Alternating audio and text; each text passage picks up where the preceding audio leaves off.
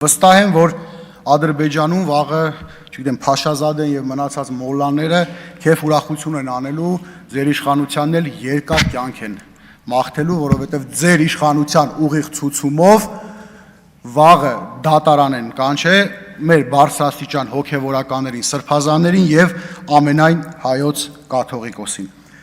Տեսեք, ստացվել է մի իրավիճակ, երբ դատարաններն են որոշում, օրինակ ով է քահանա, ով քահանա չի, ով կարող է կնունքի արարողություն անել, ով կարող է հարսանիքի արարողություն անել, ինչ անել, ով կարող է աղոնել մատաղի եւ այսպես շարունակ։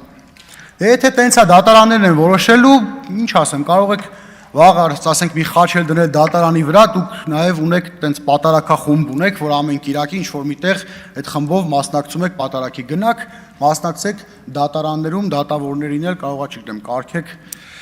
պատարակիչներ։ Սա իրականում ծաղր է ու վիրավորանք է բոլոր այն հայ քրիստոնյաների նկատմամբ, ովքեր հայ առաքելական եկեղեցու հետևորդներ են։ Դուք վիրավորում նսեմացնում եք մեր հավատքը եւ սա բնավ վստահ եմ, սա միայն վեհափառ հայրապետի դեմ ուղված արշավ չէ։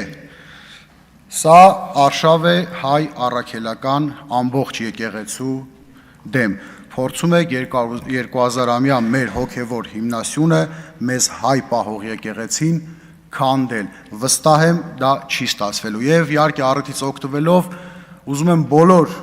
քանի որ լինելու է նաև դատարանը լինելու է Էջմիածնում, բոլոր էջմիածնեցիներին, բոլոր իմ ընկերներին, հարազատներին կոչ եմ անում վաղը 16:00-ին լինել դատարանի բակում, սատար կանգնել հայ առաքելական եկեղեցուն, ամենայն հայոց կաթողիկոսին եւ մեր սրբազաններին։